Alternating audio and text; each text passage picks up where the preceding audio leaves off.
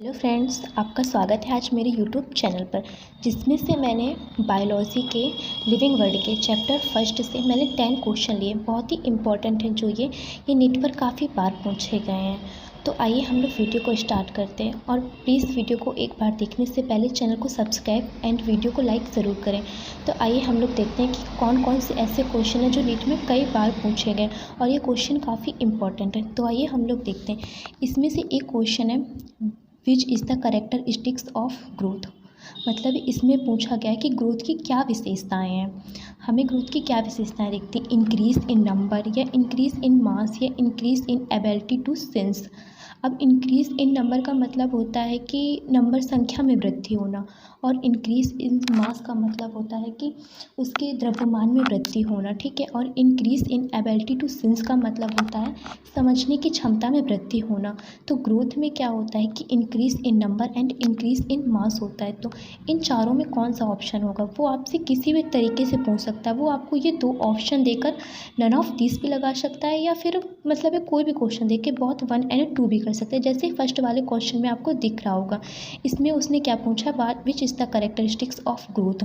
उसने ग्रोथ की विशेषताएं पूछी हैं। तो ग्रोथ की विशेषताएं क्या होती हैं मैं आपको बता देती हूँ। Increase in number and increase in mass, उसकी संख्या में वृद्धि होना एंड उसके द्रव्यमान में वृद्धि होना, ये ग्रोथ की विशेषताएं। तो इसका करेक्ट ऑप्शन कौन सा होगा, डी, बोथ 1 एंड, ठीक है, बोथ 1 एंड 2 इसका करेक्ट ऑप्शन होगा। इसमें कोई भी मतलब है, इसमें कोई भी डाउट नहीं होना चाहिए कि इसका ऑप्शन कौन सा होगा, इंक्रीज इन नंबर। और ये बहुत ही ज़्यादा इंपॉर्टेंट है। वो आपसे इस तरीके भी पूछ सकता है कि मतलब है ट्विन करेक्टर ऑफ ग्रोथ, वृद्धि की जुड़वा विशेषताएं भी वो पूछ सकता है। ठीक है, वो आपसे ऐसे करके भी पूछ सकता है। आपसे ट्विन करेक्टर मतलब वो किसी भी टाइप से क्वेश्चन पूछ सकता है, लेकिन वो जिस तरह में मतलब कैरेक्टरिस्टिक्स ऑफ ग्रोथ में पूछेगा या फिर ट्विन्स करेक्टर ऑफ ग्रोथ में पूछेगा। ठीक है। तो आइए हम लोग दूसरा क्वेश्चन देखते हैं। Number of species that are known and described range between. ठीक है, इस टाइप में ये वाला क्वेश्चन है। इसमें पूछा गया है कि हमें आज तक जितने भी एनिमल्स की, हमें ऐसी कौन सी, जितने भी एनिमल्स की हम लोग उनको जानते हैं, उनकी वर्णित संख्या क्या है, वो कितने हैं, 1.7 टू 1.8 मिलियन या 1.7 टू 1.8 मिलियन। बिलियन या मिलियन में तो आपको फ़र्क पता ही होगा। तो ठीक है, इसका आंसर या तो फिर 1 मिलियन या फिर देखिए नंबरिंग में उसने दिया है, तो आपको इसका ऑप्शन पता होना चाहिए। 1.7 टू 1.8 मिलियन होगा। ठीक है, हमें 1.7 से लेकर 1.8 लाख तक हमें एनिमल्स की जातियों का पता है, उनकी वर्णित संख्याओं का पता है। ठीक है, number of species that are known and described range between. तो इसका सही आंसर क्या होगा, मिलियन होगा। वो विलियन भी पूछ सकता है, लेकिन आपको पता होना चाहिए कि इसका करेक्ट आंसर 1.7 टू 1.8 मिलियन होगा। ठीक है, अब आइए हम लोग देखते हैं biological names are generally in. Biological names को मतलब किस भाषा में लिखा गया है। जो बायोलॉजिकल नेम्स की भाषा है जिसमें बायोलॉजी लिखी गई, उसको किस लैंग्वेज में लिखा गया, ग्रीक में लिखी गई है या फ्रेंच में लिखी गई है, इंग्लिश में लिखी गई है, लैटिन में लिखी गई है। ग्रीक का मतलब यूनानी भाषा में लिखी गई, और फ्रेंच का मतलब फ्रांसीसी भाषा में, और इंग्लिश का मतलब है अंग्रेजी भाषा में, तो आप लोग जानते हैं। और लैटिन का मतलब है लैटिन, क्योंकि लैटिन भाषा में लिखा गया बायोलॉजिकल नेम्स को, या फिर ग्रीक में लिखा गया, या फ्रांसीसी भाषा में लिखा गया, इंग्लिश भाषा में। तो आपको पता होना चाहिए बायोलॉजिकल नेम्स को जनरली किस भाषा पर लिखा गया। बायोलॉजिकल नेम्स को जनरली लैटिन भाषा पर लिखा गया। ठीक है, ये आपको ध्यान रखना है कि बायोलॉजिकल नेम्स को जनरली लैटिन भाषा पे। वो ग्रीक का ऑप्शन आपको हमेशा स्टेटमेंट वाले क्वेश्चन हो या फिर मतलब है वो एसेशन एंड रीज़न में पूछे, तो वो आप अक्सर ग्रीक लगा सकता है, जिसमें से अक्सर बच्चों का गलत हो जाता है। तो प्लीज़ आपको ग्रीक से नहीं लगाना है, आपको लैटिन भाषा पे टिक करना है। ठीक है, क्योंकि जनरल जो बायोलॉजिकल की जनरली भाषा है वो कौन सी, लैटिन पे लिखा गया है। ठीक है, when handwritten biological names are written as. ठीक है, अब इसमें चौथा क्वेश्चन में हमसे क्या पूछ रहा है कि बायोलॉजिकल नेम को हैंड रिटन मतलब कैसे लिखा गया है। बायोलॉजिकल नेम्स को बोल्ड में लिखा गया, साइसिक में लिखा गया है, या फिर कॉम्पोनेंट करके मतलब लिखा गया है, इसको कैसे लिखा गया है। तो बताते हैं, बायोलॉजिकल नाम में दोनों शब्द हस्तलिखित हों तो कैसे लिखा गया इसको। ठीक है, बोल्ड में करके लिखा गया है या कॉम्बिनेटेड अंडरलाइन में लिखा गया है। ठीक है, तो आइए मैं आपको बताती हूँ कि मतलब कॉम्बिनेट में मतलब होता है कि संयुक्त रेखांकित करके लिखा गया है, स्प्रेटली अंडरलाइन और स्प्रेटली अंडरलाइन का मतलब होता है कि अलग अलग से रेखांकित करके लिखा गया, या फिर नन ऑफ दिस। तो when handwritten biological names are written as, इसको लिखा गया स्प्रेटली अंडरलाइन में लिखा गया, ठीक है। तो इसका फोर्थ ऑप्शन, इसका होगा 3 ऑप्शन, सॉरी फोर्थ में टिक लगा था, इसका ऑप्शन होगा 3 आंसर, ठीक है, क्योंकि बायोलॉजिकल नेम्स को कैसे लिखा गया, स्प्रेटली अंडरलाइन में लिखा गया, ठीक है। तो आइए अब हम लोग देखते हैं 5वां क्वेश्चन। मैंने ऐसे 10 क्वेश्चन बनाए हैं, तो आइए हम लोग अब 5वां देख लेते हैं, ठीक है। Which category of animals have 3 pair of jointed legs, ठीक है। ऐसा कौन सा एनिमल है जिसके 3 जोड़े पैर, मतलब इसके पैर जो होते हैं वो 3 जोड़े में होते हैं, ठीक है। हेलमिंथीज के, या फिर इंसेक्टस के, या एप्स के, ये नेमाटोडा के, किसके ऐसे हैं जो एनिमल्स ऐसा है जिसके मतलब है पैर क्या होते हैं, 3 जोड़े में होते हैं। तो आपको मैं बता दूं कि इंसेक्टस, इसमें इसका राइट आंसर क्या है, इंसेक्टस, ठीक है। इंसेक्टस के पैर हैं जो 3 जोड़े में होते हैं, ठीक है। इसका आपको पता होना चाहिए क्योंकि ये भी क्वेश्चन काफ़ी बार पूछा जा चुका है, ठीक है। तो शायद आपको स्क्रीन क्लियर नहीं आ रही है, मैं काफ़ी कोशिश कर रही हूँ। All organization have the lowest category of, इसमें पूछा गया है कि मतलब है जो टैक्सोनॉमी की सबसे लोवेस्ट कैटेगरी कौन, सबसे कम कैटेगरी कौन सी है इसमें, ठीक है। तो आपको पता होना चाहिए कि इसमें टैक्सोनॉमी की कैटेगरी सबसे लोवेस्ट कैटेगरी कौन सी है। तो आइए हम आपको बताते हैं, या फिर जीनस है, या फैमिली, या ऑर्डर, स्पीसीज है। तो ठीक है, इसमें ऑल ऑर्गेन टैक्सोनॉमी की लोवेस्ट कैटेगरी है जीनस। जीनस क्यों? क्योंकि जीनस को टैक्सोनॉमी में पहले जीनस को सबसे पहले लिखा जाता, तो ये सबसे लोवेस्ट होगी। ऊपर से जाने पर हमारी मतलब है करेक्टर ऑफ स्ट्रिक्स ग्रोथ क्या होती है, डिक्रीज होती है, ठीक है। आपको पता होना चाहिए ये बात। Which of the following is wrong, ठीक है। इसमें पूछा गया है कि इसमें गलत कौन सा है। आपको याद रखना है, इसमें मतलब मैचिंग आपको नहीं पूछेगी, क्योंकि कई बच्चे अक्सर ये करते हैं बायोलॉजिकल नेम और फाइलम देखकर इसमें टिक करते जाते हैं, लेकिन आपको इसमें क्या देखना है, which of the following is wrong देखना है। कई बच्चे क्वेश्चन में गड़बड़ी कर देते हैं, काफ़ी कन्फ्यूज़न होती है, सारे बच्चों के साथ ऐसा होता है। तो इसमें पूछा गया विच फॉलोइंग ऑफ इस रॉन्ग पूछा गया, ठीक है। बायोलॉजिकल नेम लिखे एक साइड और एक साइड फाइलम लिखा है। मस्का डोमेस्टिका, ठीक है, मतलब इसका मतलब होता है घरेलू मक्खी। घरेलू मक्खी का क्या फाइलम आर्थ्रोपोडा है। आपको इस वीडियो को देखने से पहले आपको जितने भी बायोलॉजिकल नेम है उनकी सारी की जीनस एंड स्पीसीज याद होनी चाहिए। इसका पूरा मस्का डोमेस्टिका का पूरा फाइलम याद होना चाहिए आपको, ठीक है। तो मस्का डोमेस्टिका का आर्थ्रोपोडा, ये तो करेक्ट है क्योंकि मस्का डोमेस्टिका का फाइलम आर्थ्रोपोडा ही होता है, ठीक है। होमोसेपियंस का फाइलम क्या लिखा है, मैमेलिया। होमोसेपियंस का फाइलम मैमेलिया होता है? नहीं, होमोसेपियंस का फाइलम मैमेलिया तो नहीं होता है। होमोसेपियंस का फाइलम होता है कॉर्डेटा, ठीक है।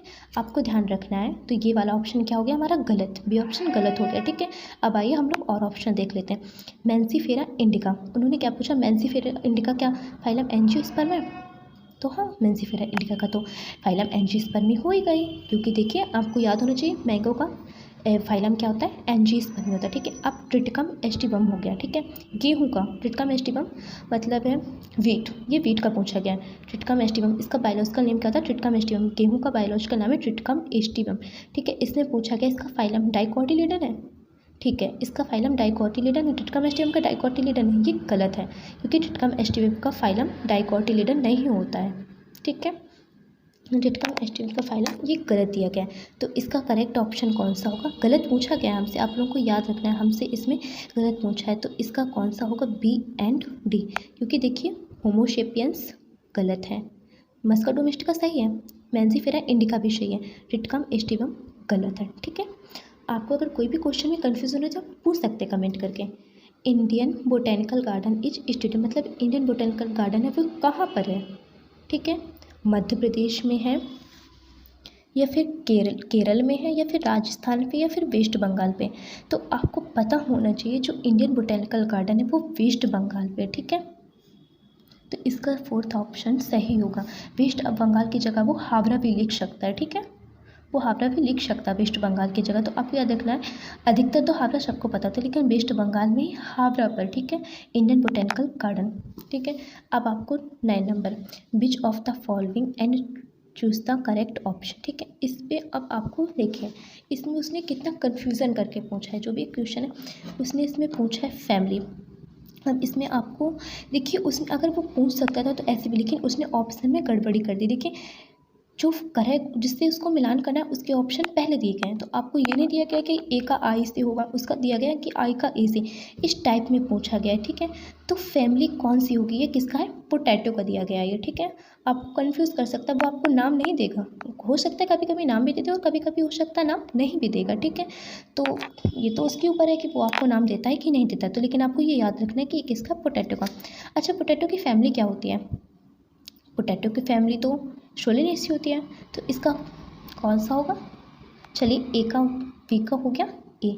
इसमें क्योंकि उल्टा ऑप्शन दिए गए ना, तो इसलिए हमको ऐसे ही करना है जिसमें इसमें दिए गए हैं। ठीक है, अब इसका किंगडम कौन सा होगा, अब आपको बताना है इसमें किंगडम कौन सा होगा।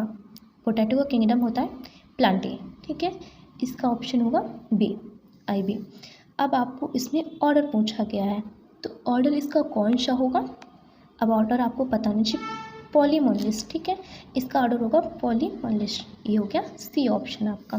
ठीक है, अब आपको स्पीसीज पहुंची गई, तो स्पीसीज तो अधिकतर बच्चों को पता नहीं चाहिए। जो स्पीसीज होती है उसको स्मॉल लेटर में लिखा जाता है। ठीक है, इसका ऑप्शन हो गया डी। ठीक है, इस स्पीसीज को हमेशा स्मॉल लेटर से लिखते हैं। अब जीनस, अब एक ही ऑप्शन बचा है हमारे पास, तो जीनस क्या होगा, शोलेनम हो गया। ठीक है, इसका ई ऑप्शन हो गया। ओके राइट बच्चों, अब देखिए अब इसमें आपको मिलाना है कि डी का कौन सा दे रहा है। अच्छा, हम लोग फर्स्ट ऑप्शन ही मिला लेते हैं, पहले हम देख लेते हैं कौन सा सही है। तो इसमें डी का कौन सा दे रहा है, डी का आई दे रहा है, मतलब आई जो ऑप्शन है उसको डी का दिया गया है। ऐसा नहीं है कि डी का आई दिया, डी का आई। ठीक है, डी का आई तो सही है, स्पीसीज ट्यूबरेशम है। ठीक है, उसके बाद में मतलब जो टू ऑप्शन है उसका पॉलीमेमलिस का क्या दिया गया, सी। ठीक है, ऑर्डर तो पॉलीमेमलिस है ही है। और थर्ड, जो थर्ड सोलेनम क्या है, थर्ड ई। ठीक है, सोलेनम क्या है हमारा बच्चों, सोलेनम क्या है हमारा, सोलेनम हमारा जीनस है। ठीक है, सोलेनम को जीनस दिया गया है। थर्ड का ई से ऑप्शन होगा। और वी का किंगडम क्या है, किंगडम प्लांटी है। ठीक है, प्लांटी को किंगडम से बोलते हैं। और इसका और फिर क्या है, रोल फैमिली क्या है पोटैटो की, सोलेनेसी है। ठीक है, तो आपको इसको करेक्ट ऑप्शन मिल गया, आपको सारे मिलान सही मिल गए हैं।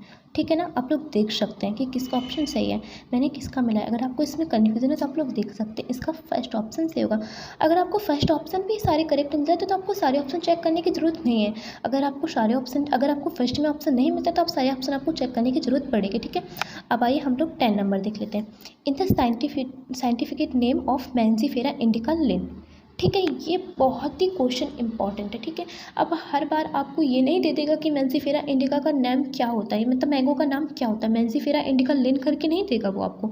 वो ऑप्शन आपसे मतलब घुमा फिरा के भी पूछ सकता है। तो ठीक है, इसका मतलब क्या हुआ, मैंजीफेरा इंडिका लिन वैज्ञानिक नाम में लिन क्या है, उसने पूछा गया है कि ये लिन क्या है इसमें। ठीक है, मतलब मैंजीफेरा इंडिका लिन वैज्ञानिक नाम में लिन क्या है, लेटर लिन, सिग्निफिकेंट लैटिन लैंग्वेज। इसका मतलब है अच्छा लिन लैटिन भाषा को प्रदर्शित करता है, ये तो गलत है। क्यों, अच्छा लिन क्यों लैटिन भाषा को प्रदर्शित करता है, इसका मतलब ये गलत है। The name is reverse with indica predating Mangifera. इसका मतलब इंडिका के स्थान पर मैंगीफेरा होना चाहिए, नहीं, क्यों होना चाहिए इंडिका के स्थान पर मैंजीफेरा। इंडिका क्या होता है, इंडिका तो स्पीसीज है और मैंगीफेरा क्या है, जीनस है। तो ऐसा तो हो नहीं सकता, हम ऐसा क्यों करें जब वो गलत हो जाएगा। फिर इसके बाद में क्या है, लैटिन लिन सिग्निफिकेंस टैक्सोनॉमी लीनियस। अब बताइए इसका मतलब क्या हुआ, अच्छा लिन लीनियस वैज्ञानिक के नाम से लिया गया है।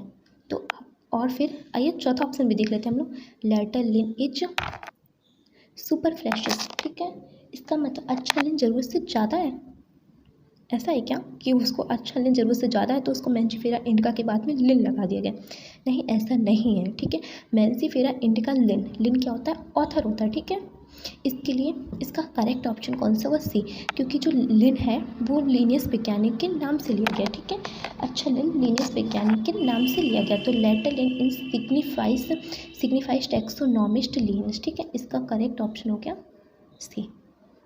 ठीक है। तो मैंने आपको जैसा कि मैंने आपको सारे क्वेश्चन करके बता दिए और सारे ऑप्शन का मतलब आंसर भी बता दिए सारे क्वेश्चन का।